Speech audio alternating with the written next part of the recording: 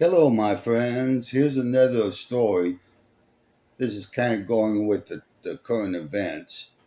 It's kind of put a little, how you say, try to make order out of chaos.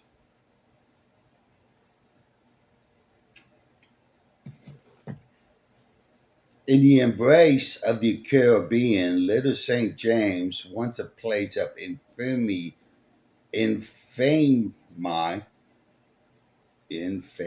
fame, stood transformed.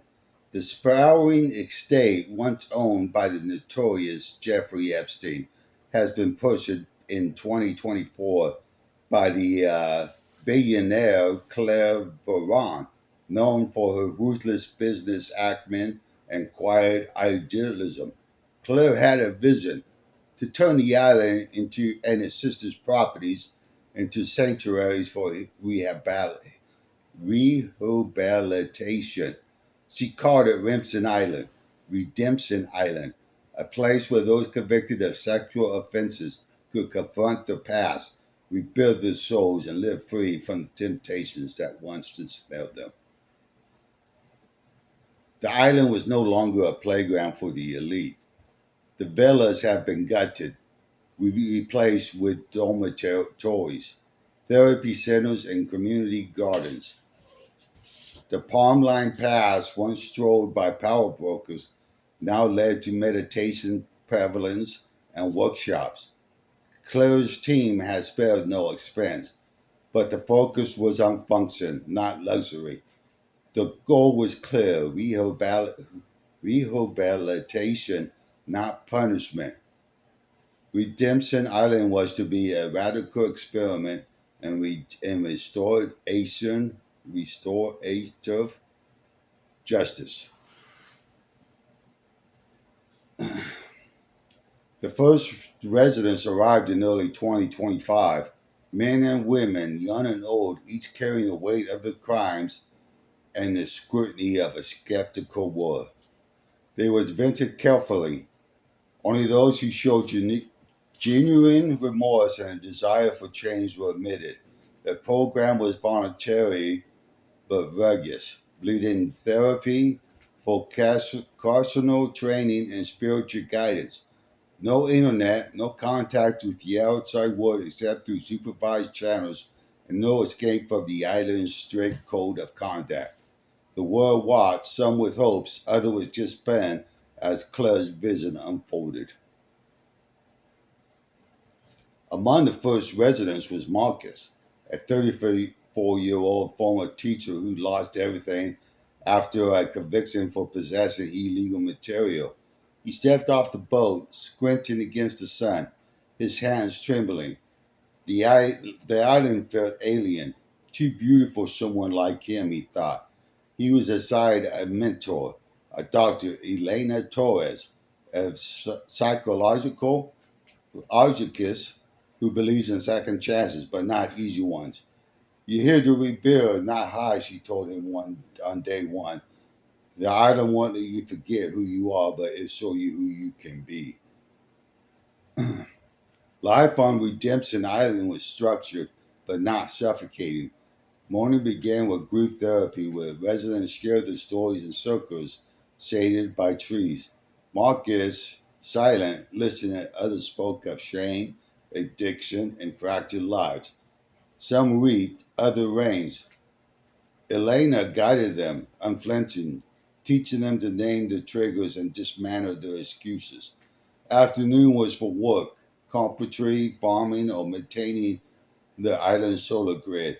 Marcus found solace in the rhythm of building furniture, his hand learning to his hands learning to create rather than destroy. The island wasn't without controversy. Outside, tabloids screamed about sex offenders' paradise, accusing Claire of coddling criminals. Protests erupted online with hashtags like "Shut Down Redemption" trending on X. Claire, unfazed, addressed the critics in a rare interview. Punishment alone doesn't heal society. These people will return to the world someday. Would you rather they come back broken or rebuilt? Her words didn't sway anyone, but they quieted some.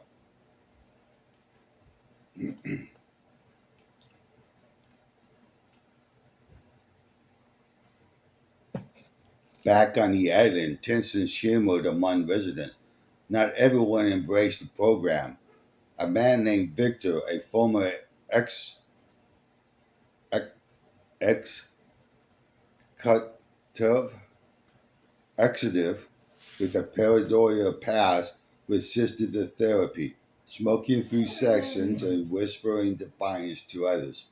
One night he tried to sabotage the island's water system, claiming the program was a joke. The other residents, including Marcus, confronted him in a tense meeting. You're not just hurting yourself, Marcus says, surprising himself with his ambition. You're hurting our chance to be better. Victor was expelled, sent back to the main line to face his ordinary charge. The incident bounded the remaining residents, a fragile trust forming.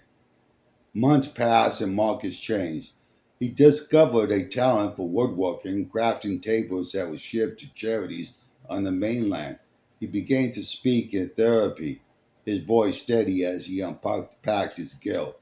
Elena noticed his progress but warned him, the island is a bubble. The real chance comes when you leave. Marcus nodded, knowing the world behind would judge him harshly, perhaps forever. By late 2025, Redemption Island had its first graduate, a handful of residents deemed ready by the staff who regenerated into society with strict oversight. Jobs arranged, parole officers assigned. Marcus wasn't around among them yet, but he felt a spark of hope. The island has given him tools, self-awareness, purpose, a community that held him accountable. He carved a small wooden bird for Elena, a thank you for her tough love, and placed it on her desk. Claire visited occasionally, walking the grounds in plain clothes, listening to resident stories. She never spoke of her own reason for creating the island, but rumors swelled. A personal loss, a family member harmed, a vow to break cycles of harm. Whatever her motions, she put Billings into the project, expanding it to other Epstein properties, ranches in New Mexico, apartments in Paris, even a new nod in the network of redemption, each a unique nod in the redemption. The world remained divided. Some hailed Redemption Island as a bold step towards healing. Others called it a dangerous fantasy. On X, posts ranged from heartfelt testimonies by former residents to Verlaki rants demanding disclosure. Claire ignored the noise, focused on data. Recidivism rates among graduates were lower than national average. Though the sample was small, it's a start, she said. For Marcus, Yada was no paradise, but it was a lifeline. As he sat at a new table under the Caribbean sun, he thought of the life he lost and the one he might still build. Redemption, he learned, wasn't a destination, but a progress, one you carry along after the island faded from the sight. And Chapter 2, Redemption Island, The Naked Truth. By mid 2026, Redemption Island has become more than a rehabilitation experiment. It was a lightning rod for global debate. Claire Veron decisions to transform Jeffrey Epstein's former estates into a sanctuary for convicted sex offenders were polarized enough, but her latest mandate sent shockwaves around the world. Redemption Island would operate as a clothing optional community. The policy wasn't about indulgence or provocation. It was rooted in close belief that vulnerability could dismantle shame and rebuild trust. To heal, you must face yourself, literally and figuratively, she told the staff. Hide behind clothes can mirror hiding from truth.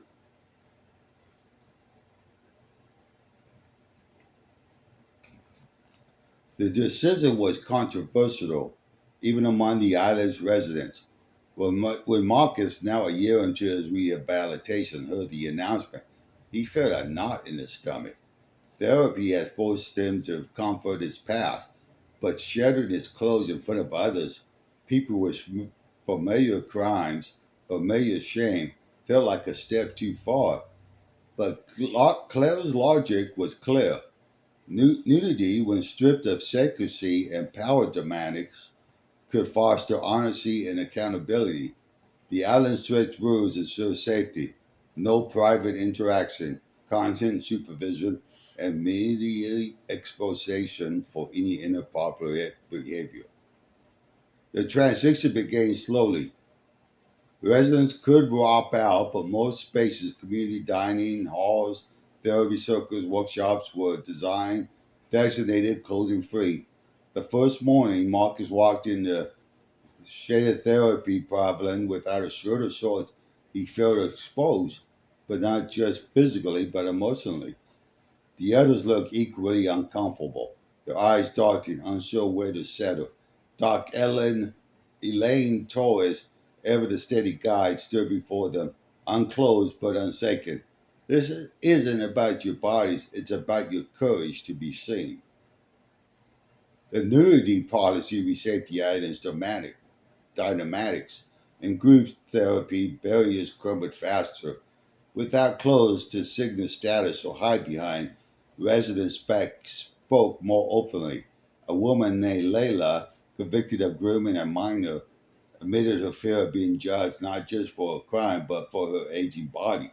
I thought they see me as weak, she said, tears falling. The group listened, their own vulnerabilities laid bare. But for the first time, Layla felt understood. Marcus, too, found the experience disarming. His scars, literally and metaphorically, were on display and no one recalled. We're all broken here, he muttered one day, and the group nodded. The outside world, however, was less forgiving. On X, the hashtag New Defender Island exploded, with posts ranging from crude jokes to accusations of perversions. Claire Beaumont's running a freak show, not a rehab, one viral post read, ranking up thousands of shares. Critics argue the policy undermined the program's credibility, while supporters, firmly ecumenic and progressive reformers, praised its radical approach to disarming shame. Claire, unfazed, doubled down. She invited a documentary crew to the island under strict conditions to show the world what Redemption Island really was. The resultant film, Bear Redemption, sparked heated debates, but also humanized the residents, showing their struggles and small triumphs. Not everyone adapted. Some residents left, unable to handle the vulnerability or the scrutiny. Others, like Marcus, found unexpected strength. In a woodworking shop, now a clothes-free zone, he focused on carving intricate patterns into a chair, the act grounding them. The nudity, once terrifying, became routine, even liberating. It stripped away pretense, forcing residents to confront each others as equals. Incidents of misconduct was well. Claire's zero tolerance policy and omnipresent staff inserted. When a resident named Paul lingered too long near another during a guarding section, he was quietly removed. His chance at redemption revoked. The island's work continued.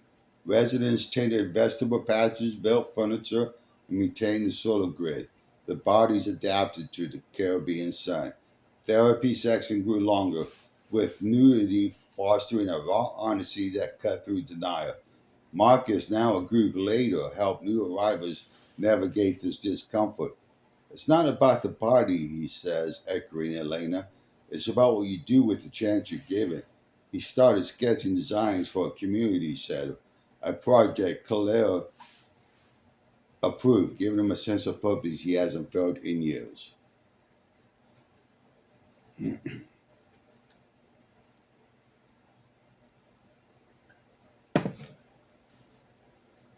Off the islands, Claire expanded her visions.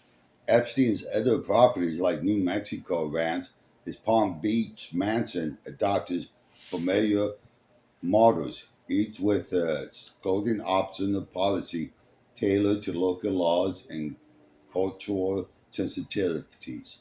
The ranch, set it in the desert, became a hub for cultural training, while the Palm Beach estate focused on art therapy. Each site faced its own backlash, but Claire's funding and resolve kept them running. Our next, a small but growing community of supporters sharing stories of graduates who integrated successfully. The redivision rate still lower than natural average. Marcus was near the end of his program. He crafted a wooden table for the new community center, his surface inlaid with a mesquite of reclaimed driftwood, a symbol of piecing together broken things. During his final therapy session, he spoke of his fear of returning to the mainland, where judgment awaits. Elena, still his mentor, nodded. You're not the man you were, but the world won't see that right away. Care what you learn here, naked or not. As Marcus prepared to leave, he stood on the shore, the ocean lapping at his feet. The island had stripped him bare, in every sense, and rebuilt him into someone who could face himself. Redemption Island wasn't perfect. It was messy, controversial, and fragile, but for Marcus, it has been a mirror and a map. He boarded the boat, closing out, but carried the island's lessons with him. Claire watched from a distance, her own past still a mystery. Some whispered she'd once been a victim, others that she was atoning for a family's member's sins. Whatever her reasons, she kept building, her empire of redemption growing against the tide of public scorn. On X, a new hashtag emerged. Redemption works, but it was small, but it was there. Okay. Chapter 3. There's a few chapters to this story.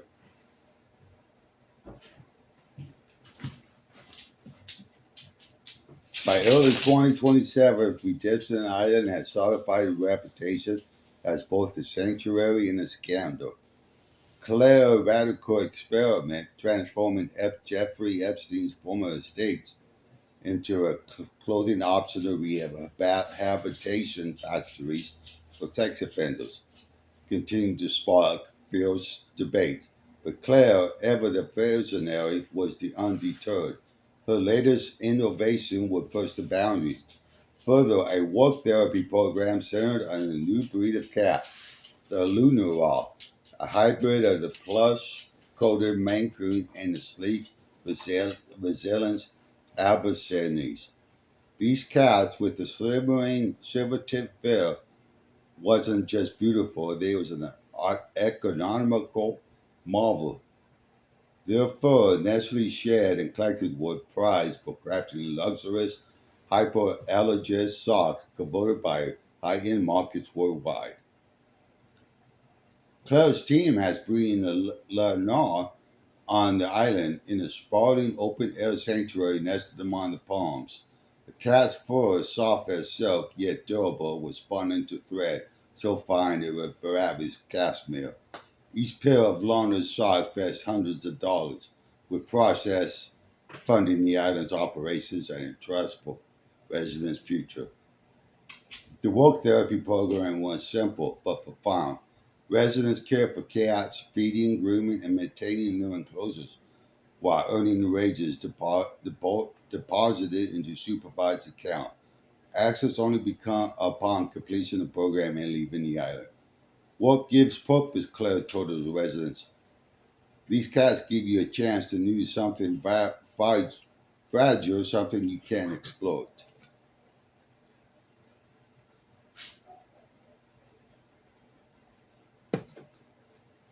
Marcus, now 2 years into his rehabilitation, was the first year assigned to the Lunar program. He grew accustomed to the island's nudity policy, found it oddly grounding, but the cats were a new challenge. He's never been an animal person, yet there was something common about brushing a landlord's coat. His golden eyes watched him with quiet trust. The work was mentalist, collecting shed fur, cleaning enclosures, and monitoring the cat's health. But it gave Marcus a rhythm. Each stroke of the brush felt like a small act of care, a counterpoint to the harm he once caused. The lunar program wasn't just about labor, it was a therapy disguised as work.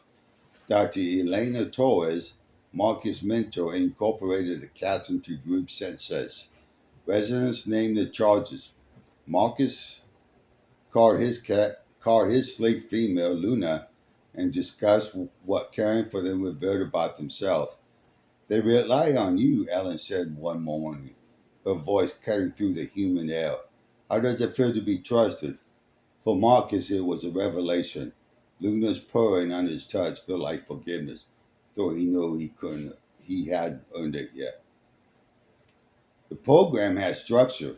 Residents worked in teams, supervised to ensure no one shirked duties or mishandled the cats. The fur collected daily was processed in a small factory where residents learned to spin it into thread, a skill that doubled as vocational training. Each person earned $10 an hour, a modest sum that accumulated in their accounts. Marcus calculated he saved nearly 5,000 so far, enough for a fresh start if he left. The money was a lifeline, but the real reward was the work itself. Caring for the Lunas forced residents to be gentle, patient, and accountable, traits many have long neglected. The cats wasn't without their quirks. Lunas were spirited, blended with Maine Coon's affectionate natures and the abation's boundless One res- energy. One resident, a quiet woman named Sarah, laughed for the first time in months when a cat, Starlight, leaped onto her shoulder during a grooming session. But the work wasn't always easy. Some residents struggled with the responsibility, and a few, like a man named Greg, were caught neglecting the cat, leading to swift removal from the programs. You can't fake care, Elena warned. Not with them, not with yourself. The Lunar socks become a global sensation. Through the origin remained a closely guarded secret. Claire marketed them through a luxury brand, Lunar Threads, with no mention of the island. Facts and blogs raved about the softness, and cel- celebrators posted about them on X, unaware of the hand that made them. The irony wasn't lost on Marcus. The word cherry is something born from the label, yet would recall if he knew its source. On X, speculation swirled. Some called the socks came from a human Himalaya monastery, others from a secret lab. Claire let the myths flourish, funding every dollar back into the island. Public reaction to Redemption Island remains split. The nudity policy still fooled outrage, with ex post calling it a cult for creeps. But the Lunar program, though not fully public, leaked enough to spark curiosity. A rogue journalist infiltrated the island, posing as a staff member, and published a scathing expo. Sex offenders paid to pet cat in New Paradise. The backlash was swift, but Claire countered with data. Recidivism rates for graduates was now under 10%, compared to a national average of 30 to 60%. Judges by results, she tweeted her first public post in months. The hashtag Redemption Works gains traction, blessed by stories from graduates who started new lives, the savings giving them a foothold. Marcus was nearing his release. His work with Luna had steadied him, and his savings, now $8,000, promised a modest airport somewhere quiet. He designed a new enclosure for the cats, a lattice of reclaimed wood that lets them climb and bask in the sun. Claire herself praised it, her rare smile a badge of pride for Marcus. In therapy, he spoke of his fear of returning to a world that might never forgive him. You built something here, Elena told him. gesturing to Luna, who napped nearby. Not just for them, but for you. That's what you take with you. Basically, it's a peace of mind.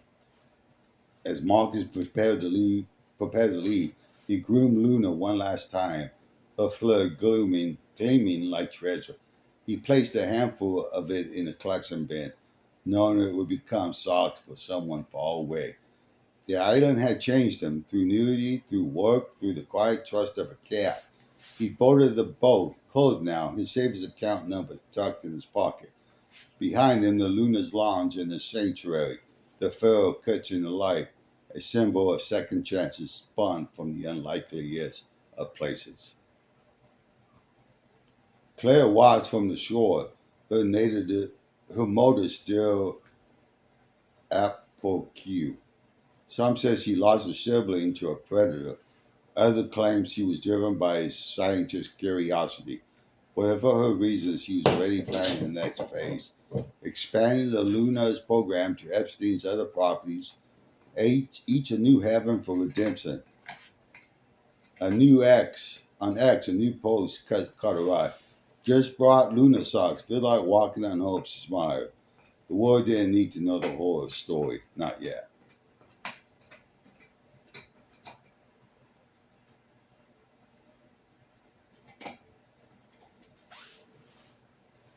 Next chapter.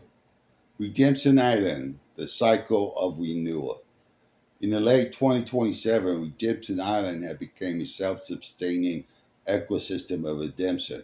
Its controversial methods, clothing optional living, the lunar cat program, and religious therapy, yet a result that even the skeptics couldn't ignore. Claire, the billionaire visionary behind it all, was never one to rest on success. Her latest intervention pushed into Island's mission further, a rabbit breeding program to produce fur, leather, and meat. The rabbits, a Haiti hybrid of Flemish giants and English, were named soulless rabbits for the soft, cloud-like fur and gentle temperaments.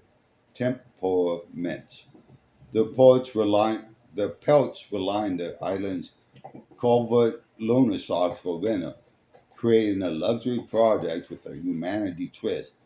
For every pair sold, another was donated to the Global Disability Foundation, providing warmth to people with disability worldwide. The Rabbit program was more than a business venture, it was a cornerstone of the island's work therapy. Marcus, now in his final months before release, was assigned to the Soulless Rabbit Sanctuary, a shaded enclosure with dozens of fluffy creatures hot and nimble. The work was demanding, feeding, grooming, and cleaning, but for some, the harder task of harvesting meat and processing pelts.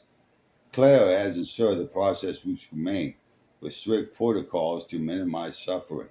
Life feeds life, she told the residents. You're learning to care for something fragile, to respect the cycle, and to give it back.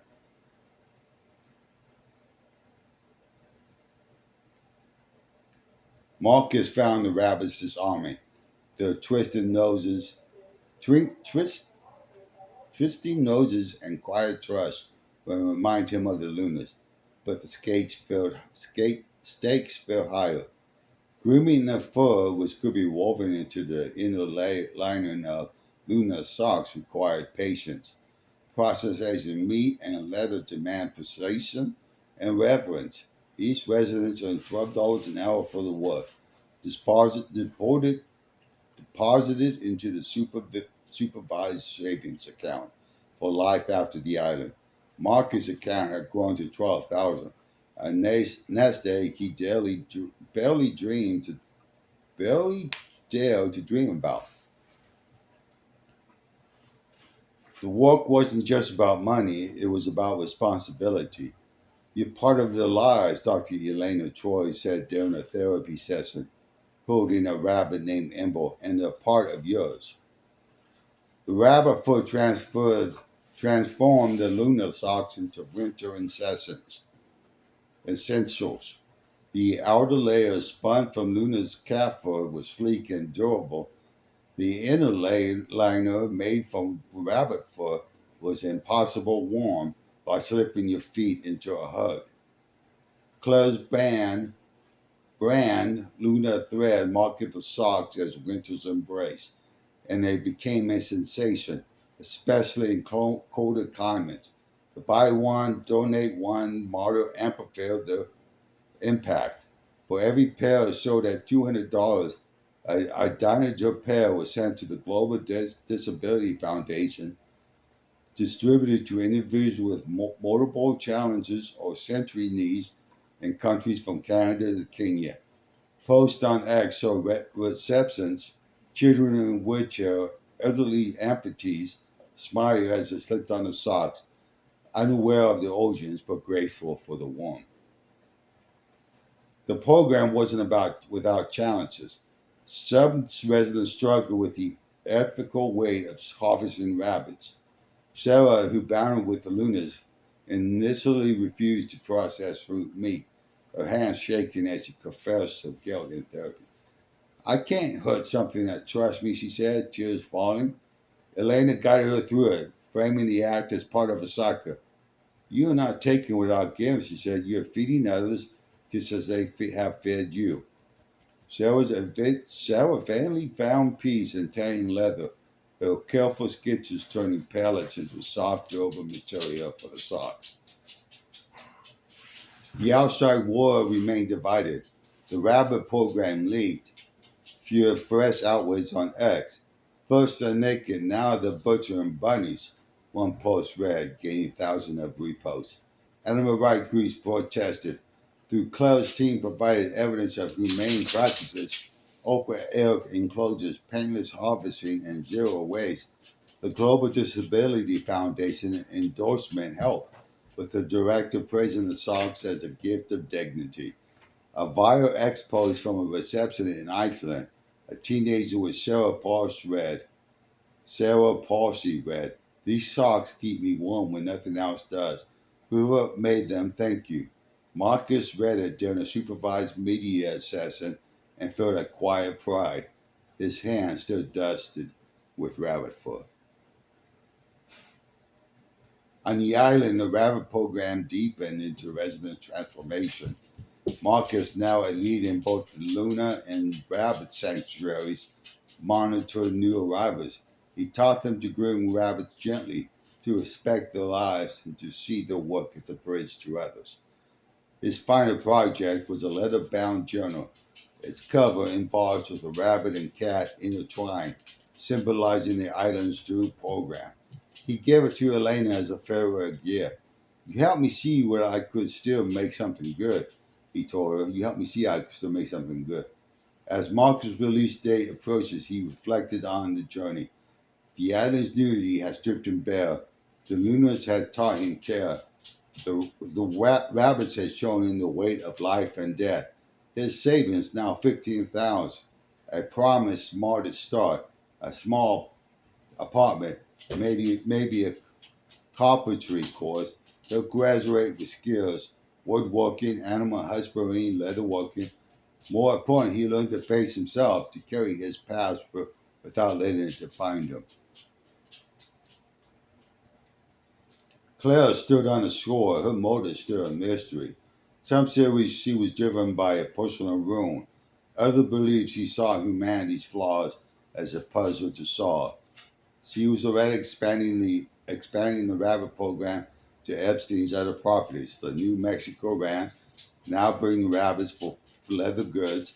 The Paris apartment housed a small textile workshop. On X, redemption works grew, joined by Winter's Embrace, a story of warmth and second chances spread. One post stood out, a photo of a Kenyan child grinning and donated sock captured. "Hope feels like this. Claire saved it. A reminder why she keeps building."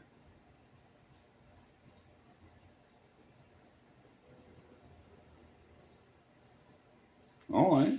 Next chapter. Redemption Island, Shadows of the Past. By spring 2028, Redemption Island had become a paradox, a beacon of hope for some, a lightning rod for others.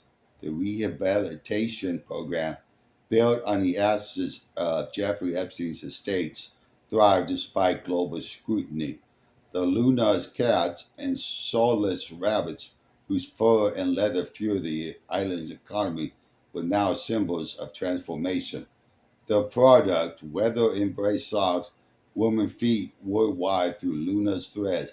Buy one, donate one, model with the Global Disability Foundation. Residents like Marcus near the end of the sentence found purpose in caring for these animals. Their wages building savings for a new life. Yet the island's heart, Claire, remained anemic. Her mothers whispered about but never confirmed until now. Claire's past was a log boat, open only in fragments. There were moments of vulnerability. Well, it looks like I'm losing my voice, so that's going to be the end of this story. Sorry, there's a couple more chapters to this story. If you want to hear them, let me know, and we can continue the story and see what happens. I'll also find out what Claire's past or why she's doing what she's doing. If you like it, let me know. Give me a thumbs up. Thanks.